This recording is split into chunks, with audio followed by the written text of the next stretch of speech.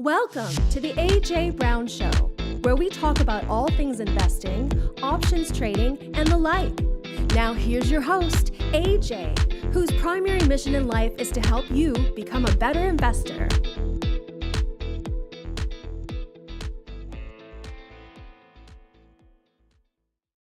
All right, ladies and gentlemen, welcome back to a very, very special, happy 4th of July Independence Day episode of the AJ Brown Show. So glad to have the head honcho, the guru, Mr. AJ Brown, joining us on the special holiday. My name is Cyprian Francis. This is AJ Brown. This is episode 191. AJ, all-time highs. We're feeling good heading into the weekend. What are your thoughts? Just like last week, risk on, risk on. And every time I keep looking at the markets, I'm like, wow, we didn't get that pullback that we wanted to get back in. I wonder what I should be doing as an investor when the markets continue to hit new highs, hit new highs, hit new highs. Have I missed my opportunity? I think yes. I mean, I'm going to keep saying that. I think that you got to be careful. I think this is what we're seeing. We're seeing people who are afraid that they missed their entrance throw their money in, but we know that, the people who have made the decision have already made the decision. They're already in. If anything, I'm looking for either opportunities that aren't going to be following the broad market, or I'm waiting for the opportunities to start selling. And this could be a good way to educate the audience on the different ways to use options because, Mhm. from a conventional investor, hey, I buy low, I sell high, the market keeps going higher, higher, and higher. You kind of are on the sidelines of like, hey, can I still get in? But using options, we have a variety of ways to kind of let that play out. In this kind of market, what is looking appealing to you from your kind of investment mindset of the tools that you have at your disposal? Well, yeah, and thank you for pointing that out. Most people only have the one way to play the markets, which is buy low, sell high. And then there's some folks a little bit more elegant. They know how to short the market, which means sell to open high and then buy it back again low and then, make the profit that way. But as option traders, I think there's about 27 different ways to profit on the different patterns. So what pattern am I seeing now? Again, I'm focused on a couple of different things. Number one, I'm looking at things that are not in the mainstream news, not getting pulled by the broad market, instead are just marking time, not marking time and consolidating, but marking time in a channel that's probably going to last for the foreseeable future, and I'm selling time premium on it. Number one. Number two, I got my signal yesterday. It's an end of day signal.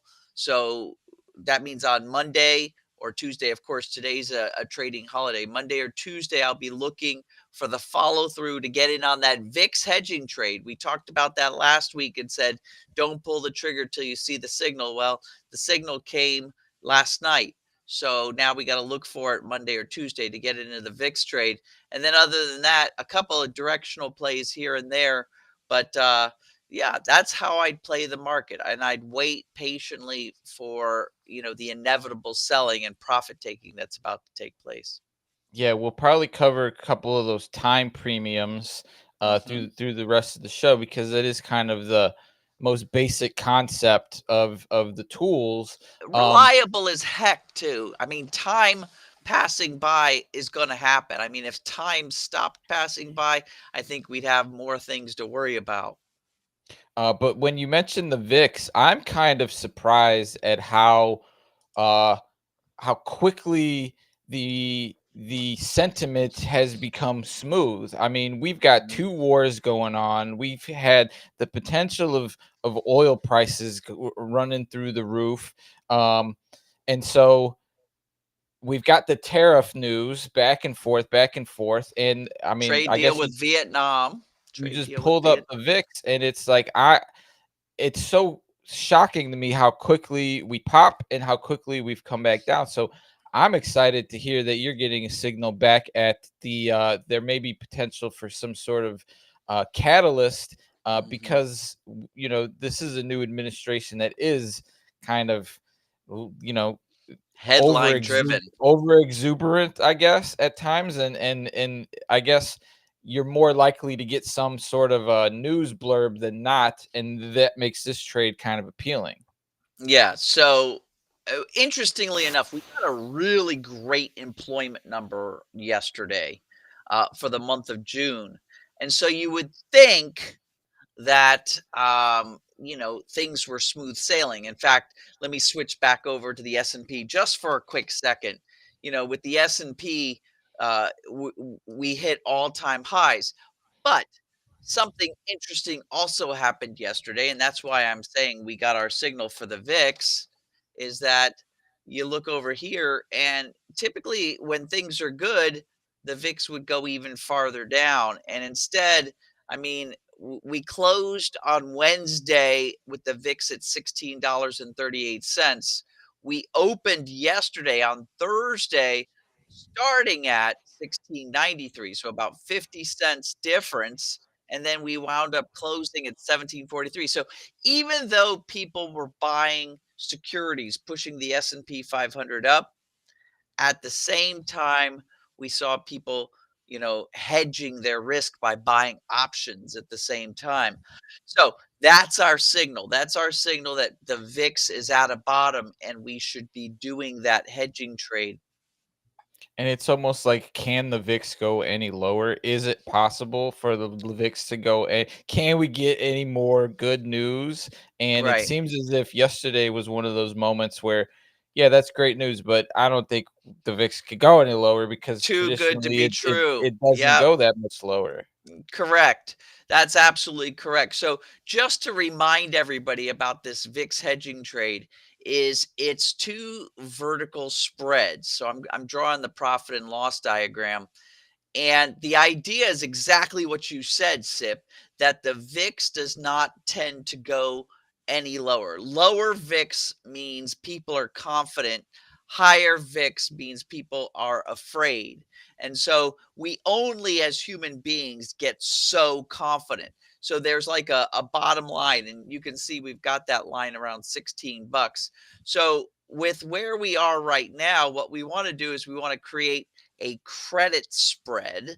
That's where we actually receive a credit, and then we hope that the vertical spread, when the vertical spread expires, it's worth zero. It goes to nothing. So we get the credit up front and then it goes to nothing. And then what we want to do is we want to buy a debit spread with that credit. So we basically create a break even trade. This is a hedging trade, a break even trade. If you actually, do this just right, you pick your strike prices just right, you can have the credit outweigh the debit by a penny or two. So it pays for your commissions.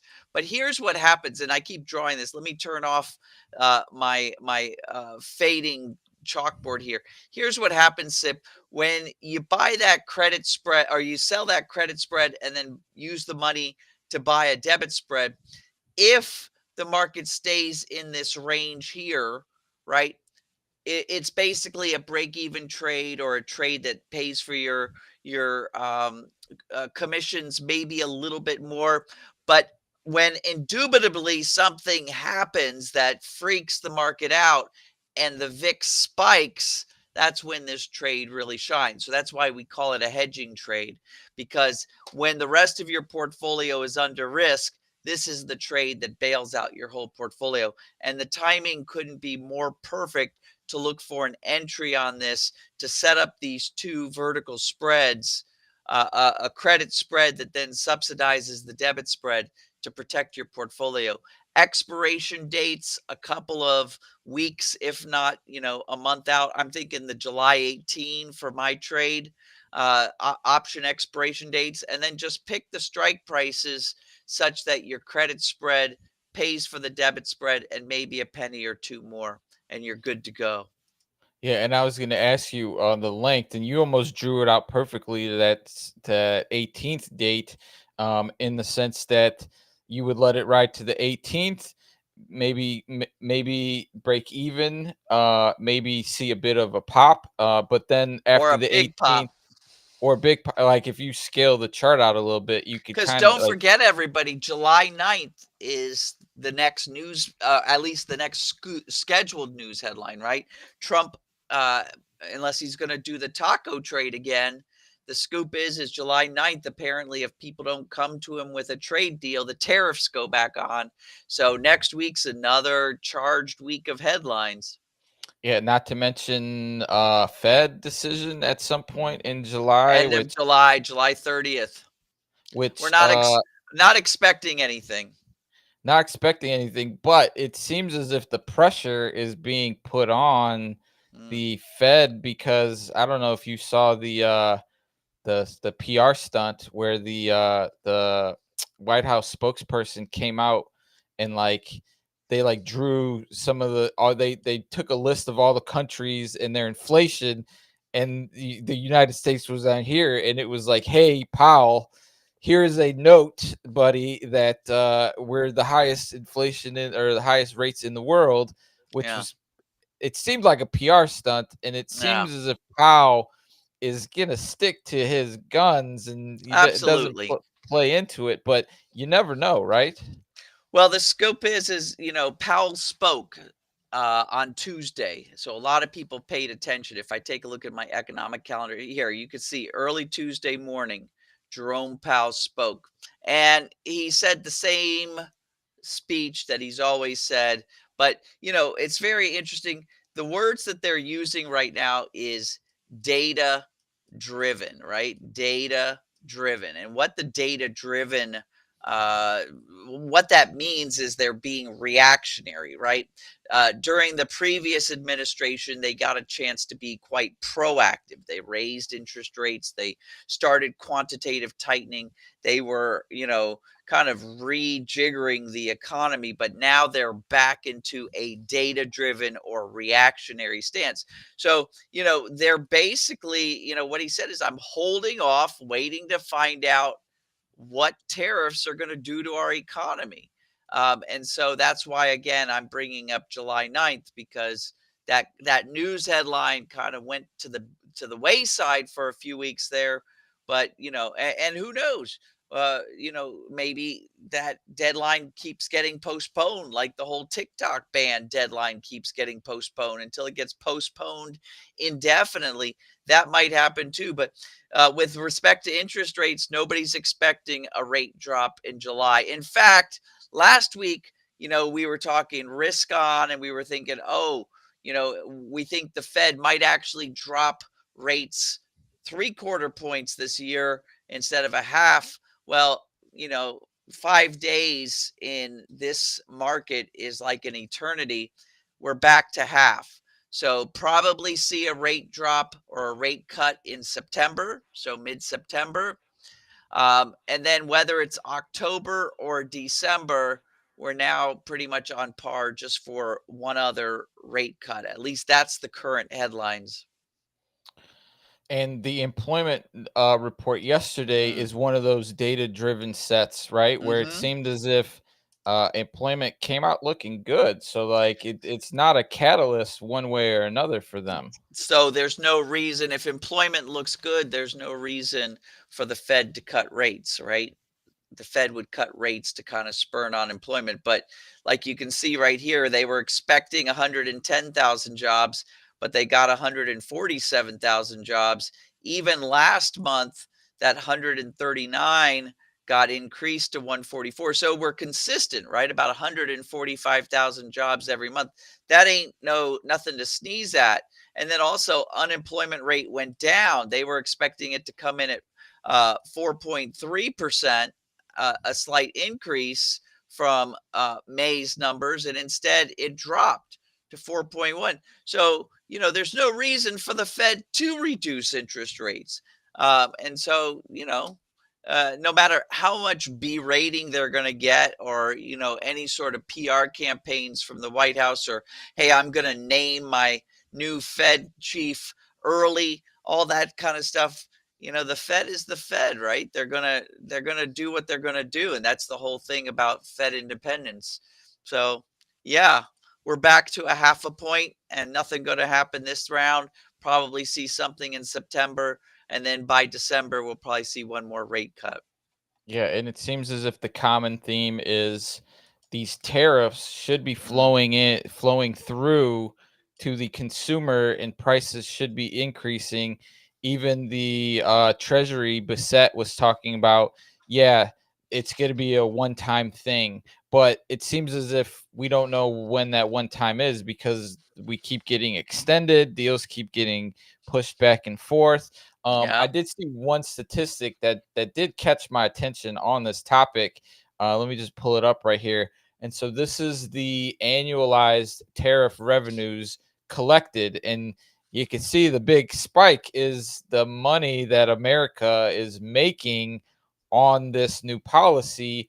And it's kind of like asking the question, like, wow, AJ, is this actually working for America? Like the increase in, at least the logic in tariffs of how can we get ourselves out of debt and stuff. And so this really caught my attention. And I think there's some truth to, we haven't seen everything pass through yet. And there is some like hesitancy in that. What are your thoughts when you see this Well, statistic? and again, you got to go back, and we're going to find out, right, in the long term. But it's who's paying that money to the American government, right? So that's the big question. Who's paying that money to the American government? If it's, other governments are getting charged, great.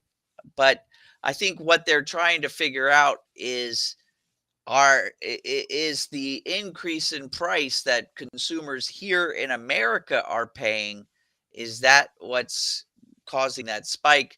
That's not good for the long term. That's good for a short term spike, but then that's going to affect people's, buying capabilities here. So again, a lot of uncertainties with these strategies that haven't been tried for over 125 years.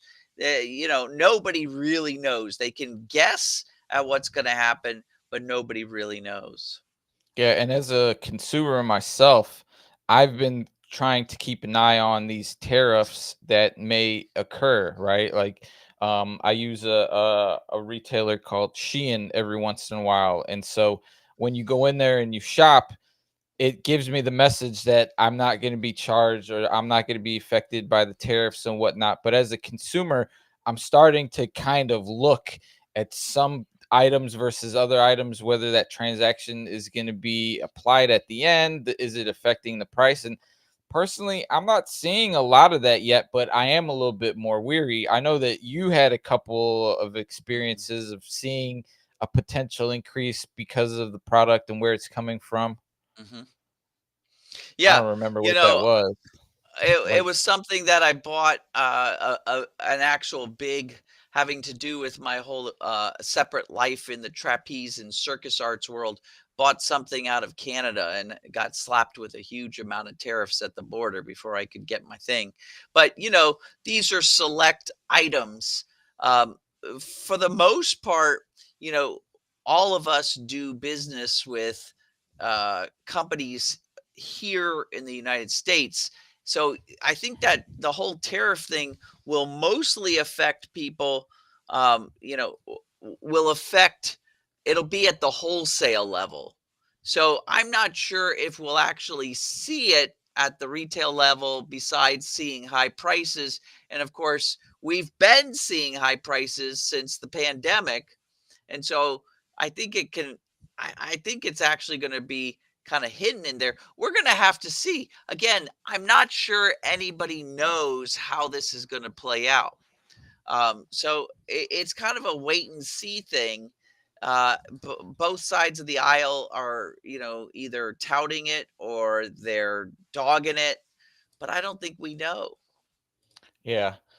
Which is kind of the storyline that everybody keeps, wait and hold, wait and hold. And that's why the market is Is continuing in to that beat her up. You're right. You're absolutely right. The market is in that, like, I don't know if I should be panicking or celebrating, so let me just sit on my hands and wait another day. Yeah, and then it's like gap open 100 points, before the open and just sit there the whole day. I did see another tweet that caught my eye. Did want to bring it up to your attention. As of yesterday, every major asset class is now in the green for 2025. Stocks, bonds, commodities, real estate, crypto. I saw another stat that July tends to be a very positive month historically for the stock market. Thoughts Mhm. on that quick blurb? Yeah. I mean, forecasting in the next couple of months versus where are we presently? Presently, we're in a good position. Again, I'm a little bit leery, number one, that all of a sudden, even though everything's so good, that investors are placing option trades to hedge themselves. So I'm always worried when, there's an inordinate amount of hedging. And then the other thing I'm worried about, and I've been saying this for 3 or 4 weeks now, even longer, since April 8th is when this current trend started, is that we're not getting the sell offs that we need in order to keep the buying going. So, that whole thing where you asked me in the beginning, should I jump on the bandwagon? I think a lot of folks that otherwise would not be in the markets are having FOMO. They're asking that same question. Should I jump on the bandwagon? And they're saying yes. So people who otherwise would not be putting their money in the markets, they're seeing everybody else making money in the markets or perceiving that they're throwing money in. And so that's why you're kind of seeing that continue spiked up without any sell offs. So it's not something that's sustainable. I'm just preparing myself for that sell off, because when that sell off happens, we have option strategies that profit 2x, 3x on all the sell offs. I've got those all queued up, planned out, ready to go. I'm going to, shoot my cruise missiles when that time happens, at the first sign of that happening. But that's what I'm looking for. I'm not jumping on the bandwagon in order to, start buying. I'm looking for when the proverbial poop hits the fan, and I'll be ready. Yeah, and I think it's hard as an investor, as a human, as a consumer to see all the news, new highs, S&P hits new highs, Dow hits new highs, Nasdaq hits new highs, and to not want to be a part of that. But that is the game and the art of investing, That's right. trading, and being, and hopefully the viewers on the show, you know, don't get caught in the hype and then buy at the top, and then every day they're like, it's going to go back up, it's going to go back up, it's going to That's go right. back up, right? That's right. That's almost as bad of a feeling as sitting on the sidelines, but FOMO is a real thing. It's the And biggest, right? I was reading about a psychology experiment where they're like, what's one of the biggest psychological drivers of people? And everybody talks about, well, something that'll really drive somebody is the fear of death, but that turns out that that's like number three on the list. The fear of dying. The second one, of course, is the fear of being publicly humiliated. But number one is the fear of missing out. So, keeping up with the Joneses, whatever you want to call it, whatever generation you're from, when you think you're missing out on something, you'd be surprised how that'll get you motivated. for sure. All right, well, we've got your pick of the week, Yeah. and we've got a couple of our speed rounds. So if anybody's tuning in, watching, listening for the first time, that may not be familiar with some of these option strategies, option trades, that's what we've got the show for, to go through a couple of these. Also, we just threw AJ's quick links into the chat. This has got Mhm. all of AJ's goodies. So he's got some of the free indicators that you'll see as he does his walkthrough through some of these examples. We've got access to all the social channels, We've got some more freebies. If you want to learn about these premium selling strategies, the free workshop is a great place to start. There's 4 that'll get the ball rolling for you there. And then custom coaching, and then the whole trading training program in general. I know AJ and the development team is working on some really, really cool stuff in the back end. A lot of stuff's going to be rolling out the rest of the year. So if you haven't signed up, if you aren't in that free section, the trading trainer community, head on over to the link, sign up, get some access to some tools. But we're going to take a break here for a second. We are streaming live, so if any viewers have some names that you want AJ to run through, we may have some time to get through those. Otherwise, we're going to take a break. Sit tight, folks. We'll be back in a jiffy. I get it. You're afraid of trading in the markets. Guess what? I've got your answer. I've got 4 strategies I'm going to give you along with the tools to make it super easy. I'm going right home, giving you the webinar. I need you to sign up below and meet me in a few minutes.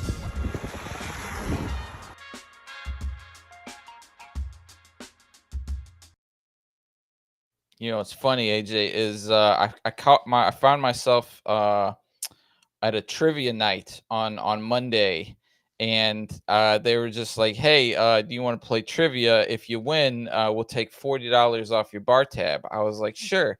I'm sitting here, might as well give it a shot. Through the first 3 rounds, I was in last place. I wasn't feeling too good about that. Made my way all the way to second by the end, but one of the questions was, is Jiffy a metric of time, true or false? And I was like, wow, I use that one all the time. It better be. So you know, I just thought of that as we go into our commercial break, that Jiffy is a common word I throw around there, and I don't know if the What was the answer? It was true. Yeah, it was true. Yeah, cool. I'll see you in a jiffy. Yeah. Okay. Before we go into your pick of the week, I did want to ask you, did you see that Robinhood announcement this week, where they're in this process of tokenizing trades? Yeah. What was your initial thoughts on that? Well, you know, I want to get into the nitty gritty on it. I want to see what that actually means. It seems pretty, you know, they're trying to bring in people from the sidelines that otherwise would be overwhelmed with the trading process. But I don't know the nitty gritty on it. I want to learn more. It seems it's almost as if they're trying to replace the traditional brokerage, like process in the back end of matching and matching trades with this concept of tokenization. So in that process, you tokenize the trade, it goes into a pool or something, and then if you want to get out of the trade, it's kind of the reverse of that. And so Sure. the big takeaway is the tokenization, which it seems as if trades are already kind of are logged in that way, but it is giving it a kind of a spin on the traditional sense and making it more of a 24/5 thing. Yeah, and I want to know, there's a bunch of folks out there that are called market makers. And what they do is they basically have the liquidity to make sure that the 2 sides of the equation work, right? So when you want to sell your stock or sell your option holding, you typically are not selling it to the final owner.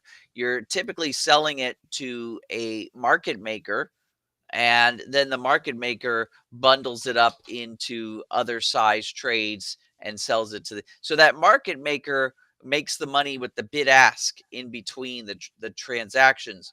And it's been something that's been in place for, you know, well, as long as I've been around. The question is how will this affect that, right? Tokenization, is that moving away from the model of market makers creating liquidity? I don't know. I still need to learn more, but it's an interesting concept. Yeah, they had a very flashy event in California. All the bells and whistles. The other interesting thing that came out of it was that concept for not publicly traded companies. And so part of it was we're going to create these tokens for private companies like OpenAI. So if you want to get in on names before they go public, and I thought that was kind of interesting because that private market is a little bit confusing and can be Oh, overwhelming. absolutely. I imagine the tokenization would help that sooner than the market maker liquidity stuff, because I mean that's kind of how it's been for over 100 Yeah. years, I'd imagine. Yeah. Again, I don't know. We'll see. Yeah, that was very interesting. All right. Let's let me just ask you first real quick, because over the past 2 weeks we've been looking at BBWI, Bed and Bath Body Works. Body Works. Um yeah, Bath and and Body Works. Bath and Body Works, ticker symbol BBWI. Oh wow, look at that. That's been playing out beautifully. Yeah, almost like a textbook. So, we gave the signal about 3 weeks ago for people to jump in over here on June 17th. It's now July 4th, and you can see that it has done exactly like we thought it would. Now, here's what we're at this precipice, right? The scoop is what do you do now? So we're waiting for our magenta arrow. We're waiting for a top to be found. Now, if this continues to creep up and our target here is about 35 bucks, if it creeps up and doesn't give us the magenta arrow before 35 bucks, we're going to switch gears. We're not going to go for our usual premium trade. We're not going to go for collaring it. Instead, we're going to take our money and run. So that's number one. Number two, if it does do like we thought it would be, under 35 bucks, it gives us that magenta arrow. We're going to do our collaring. What does that mean? It means selling an at the money near term option. Right now, it would be July 18th. It might be the August option if it's a couple more weeks from now. But when we get that magenta arrow, which is an end of day signal, the next day we're going to look for follow through. If we get the follow through, we're going to sell that premium. Now, at the same time, and why this is called a collar, is we'll go ahead and buy an option that's 3 to 6 months out. So we're talking, October, November, December options, and it'll be down with a strike price around our buy price. So probably the 26 or something like that. And so now you've got a collar where you've made premium, you've made protection, you've created what we call the profit range. And now it's just a matter of time going by, right? If things go out of control and drop it, don't worry, your protective option kicks in. If things come to the top of the range, you might get exercise, but then you're going to get a max profit trade. So, all to say, this has done exactly like our textbook says. Now we're looking for what happens next. We're either going to collar this thing, or if it goes a little bit higher above 35 bucks, we're just going to sell it, take the money and run and put it into the next trade. Bath and Body Works has been phenomenal. Yeah, this might be one of our best setup and calls on the show in quite some time. Literally picking that bottom there. And so, ticker symbol BBWI. Another retailer that you're looking at as a potential favorite for the week is, let's go ahead and expand the screen, is your pick of the week this week is Victoria's Secret, ticker symbol VSCO. What are you seeing play out here? Another bottom. In fact, we got our signal. We got our light blue signal on June 24th. We didn't. So we're on our way up, as you can see. We got our follow through just on Tuesday, and it followed through nicely. I think that there's still, even though we got our follow through on Tuesday, and a lot of my trading friends and I got in on Tuesday, I think that there might, even though this doesn't look like a bar you would want to trade on, if we get continued upward move, I think it's not too late on Monday or Tuesday to get in further. But then we're waiting for this thing to appreciate, where again, we would sell premium, buy protection, collar this thing, and have an income producer. So I don't think it's too late, even though ideally it would have been Tuesday that you got into this trade, this past Tuesday. But I think there's still time if people wanted to jump in. But yeah, we're expecting Victoria's Secret to go at least to about $23, $24. That's our target for selling premium, buying protection, collaring the trade. I'd be curious to learn where they do most of their manufacturing, seeing as the Vietnam news was big this week for like Nike, and Yeah. so I wonder if any tariffs might play into here. So that's something I would probably look into just to get some fundamentals. Otherwise, that bottom signal arrow has been pretty consistent over time, so it's definitely a good starter point for looking at that position. And And there then is a substitute option if people want to include a little bit of leverage SIP. I was looking at, I'm using our options lookup tool, which anybody can get access to. It allows us to look at options data, historically. Right now we got it all going all the way back to February. I'd be looking at this January 2026, and this $10 strike price option, wrong color. Let me go ahead and get you something you can see here. This guy right here, he's about half the price of the stock, but he's going to act just like the stock. If the stock goes up $1, so will this back month option. So you get a little bit of leverage. Again, that's the Victoria's Secret January 2026 $10 call. awesome. AJ's pick of the week. Maybe sometimes my favorite retail when the love life's working out well for me. Victoria's Secret, ticker symbol VSCO. Hasn't been so good lately, so haven't been to a Victoria's Secret in a while. So hey, we're shooting for some positive outcomes my way here. AJ's pick of the week, Victoria's Secret. All right, we've got three other names that we could probably breeze through. Another retailer. So this is Anna from out in Denver, Colorado. If we're seeing some love in Victoria's Secret, are we seeing some love in American Eagle Outfitters, ticker symbol AEO? Let's dig into it. All right. American Eagle Outfitters, another retail. I see what you're seeing here. I see that a bottom has been found. I see that we had follow through again on Tuesday, just like we did with Victoria's Secret, and then a little bit of stall. I see a dividend coming. I think this is a strong. I think you're wondering, should I be getting into some of this stock, or maybe there is a substitute option? Let's check that out.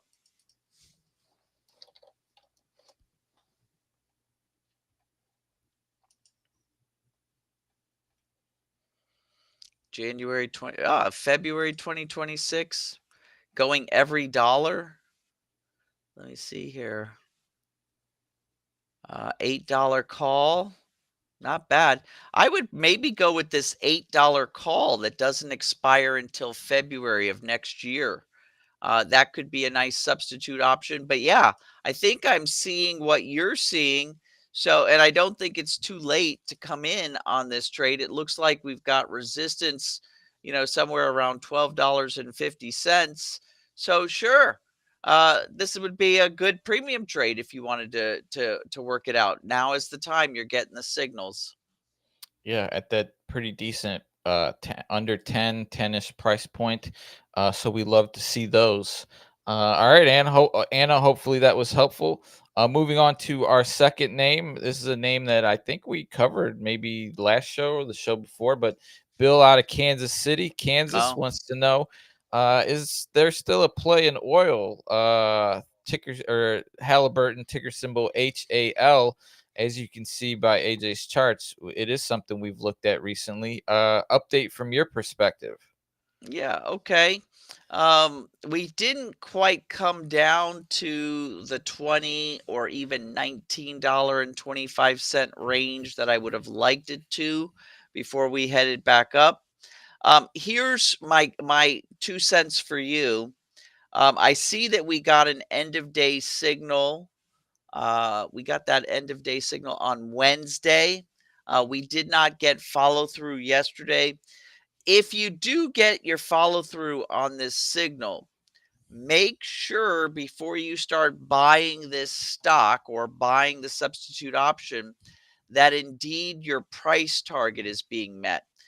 What I'm seeing is because we didn't bottom as low as we wanted to, we might be spending a little bit too much if we get our bottom signal confirmed. So just watch that.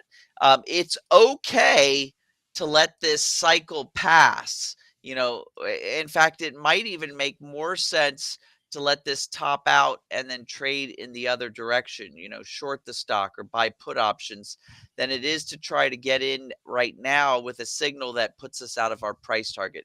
So watch, this is a little eyeball here. Watch the price target. Make sure that the price target is being either met or even beaten. But don't go ahead and follow this trade if the price target is not being beaten. All right, Halliburton. Seems as if oil has been tame at least the past week after all the war excursion. So that's positive. I saw a tweet that was like, "Oh, this is the lowest 4th of July for gasoline in like 5 years or something." Yeah, And the my price of initial oil totally has moderated. my initial thought was not in California, not in Cal. I'm still seeing $5 a gallon everywhere I go. I'm like, Oh, we got different issues here, but it kind of pisses me off. I'll be honest. Everyone's getting cheap gas, but us. Even though I drive by the pumps, I see pumps pumping gas or whatever they call those things. What do whatever. they call? What do they call? Do you know what those are called? Where they're like Ga- gas taking the pumps. oil Oh, oh, out of the oh. ground. Yeah. You're talking about the oil rigs and Yeah, yeah, the things that Schlumberger sells to Halliburton, and Halliburton sets up for the Shells and the BPs. right. Yeah, we have those, but still, gas is still $5 a gallon. So we got a different we got Different gas problems. taxes and all that. So when I saw that, I was a little upset. No, we're not benefiting from the lower gas, but hopefully we're making it up in our investments. So thank you for that, Bill. Okay, third and final name. Heading way up north, David out of Juneau, Alaska, Oh, is wants to know what's the play with coolers. Yeti, ticker symbol YETI. Is it mhm. just one eye? I think it's just one Yeah. eye. Ticker symbol Yeti. Hmm. I have watched Yeti over the past few years, but I haven't checked it out in a hot minute. So taking a look at, you can tell because my channel drawings are way out of whack. Yeti had a drop in the beginning of this year, and now I think it's looking to establish a new channel. So let me get rid of this. Let me put in here maybe around $29.25 for our level of support, maybe 32.25 for resistance. One thing I like to do, because there's truth towards the fact that the market is still sold in increments and not down to the penny. So I like to hard code in some of those round numbers. Let's see what 32.75 looks at. I'm doing this in real time for you, David from Juneau. Yeah, so I like 29 and a quarter to 32.75. So that means we're at a top. I'm going to wait for my magenta arrow on my fast MACD, although it does look like my fast at MACD isn't fast enough for Yeti. So if you've got a different way of identifying tops and bottoms, then you might want to use that. But once you've got this top identified, David, I think that what we want to do is we either want to short Yeti in lots of 100. That would set us up for selling premium, selling put premium, and buying protective calls. Or if you want to include a leverage and also convert this trade into a cash trade, because shorting stock is a margin endeavor. So if you want to make this into a cash trade, wait for it.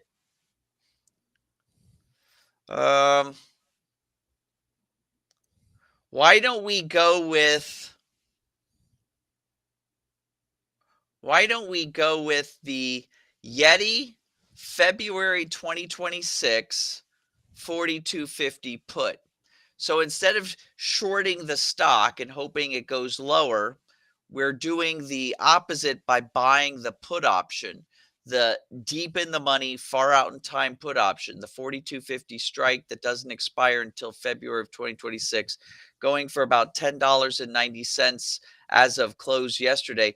It's about a third of the price of the stock. So if you want to incorporate a little bit of leverage, that's an idea there. And yeah, let's see. But again, make sure you have identified that top. Again, maybe the fast MACD is the wrong indicator to do that. Maybe you've got a candlestick pattern or something like that. But have a confirmed top and then short the stock, or buy that substitute put option, let it drop, and then collar this thing, and you've got your premium trade just like a textbook. Yeah, and if anybody's curious about getting access to that blue and magenta arrow signal tool, that is accessible in our quick links page with the link that's in the chat. So hopefully that's helpful, David. Hopefully you've been able to download that onto your screen. But as you said, AJ, it seems as if Yeti might be too fast for that signaling, those signals there on the indicator. But hey, some stocks are a little bit more fluid than others when it comes to those technical tools, which is why you got to do some of that extra analysis. So thanks for that, David. That's our speed round. Today is a holiday. Hopefully people have taken a break from the screens. They're going to be heading out to enjoy some weather, grill some brats, shoot some fireworks. We end in the week on all-time highs. We've got not too much tariff drama this weekend. Seems as if ceasefires are in place. You know, heading into the 4th of July weekend, I'm feeling the optimism. What are your thoughts? How are you feeling? What do you think people should be looking ahead to next week? Your thoughts on heading into the weekend, AJ? So typically July and August are what we call the summer doldrums. But with this current administration of, the United States, the world's most powerful economy, there are no doldrums, right? So I think the headlines to watch out for next week is around trade deals. We had the one with Vietnam.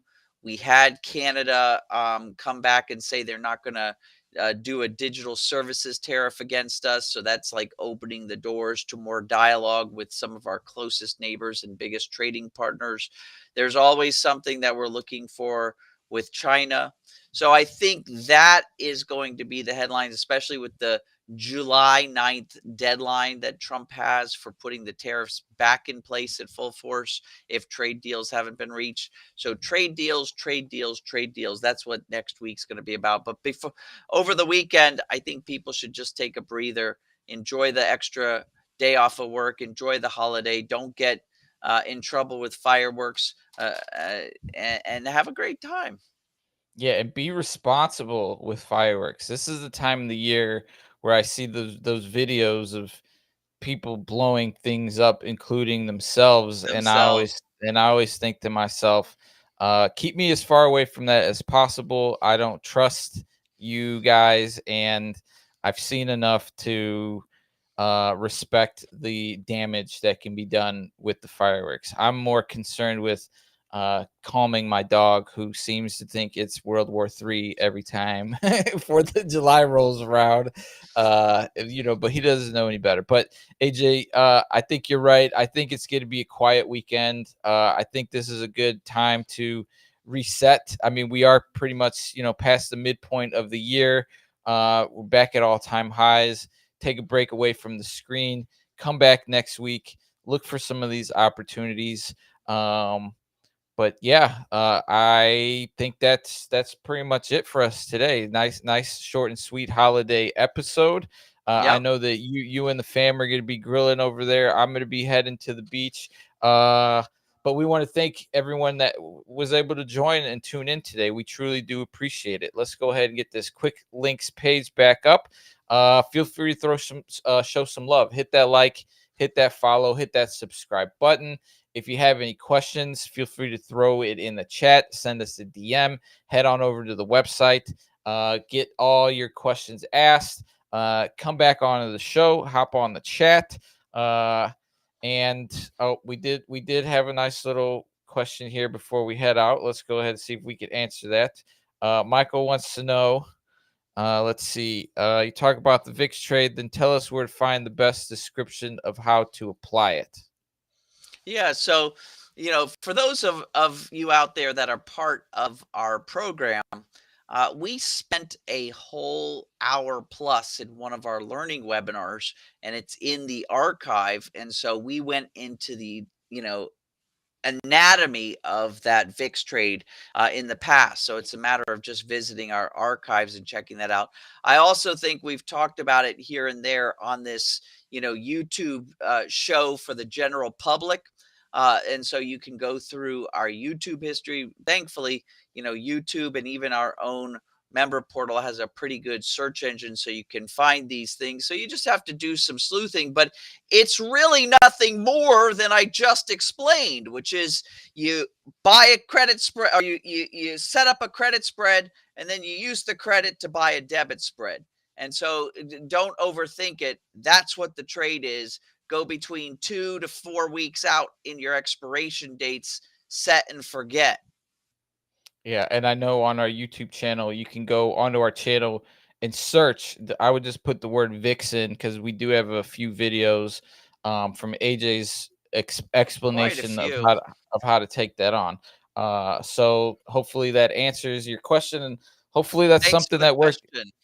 Hopefully that's something that works out for us and our viewers next week, because as we showed on the show, it is a pretty good setup working itself out. So thank you for that, Michael. Thank you, AJ, for taking some time on the holiday to hop on and let the people know what you and the team is looking at. Thank you to all the viewers. We truly do appreciate it. Now let's go celebrate America. Thank you, everybody, for tuning in. Hope you all have a wonderful and safe weekend.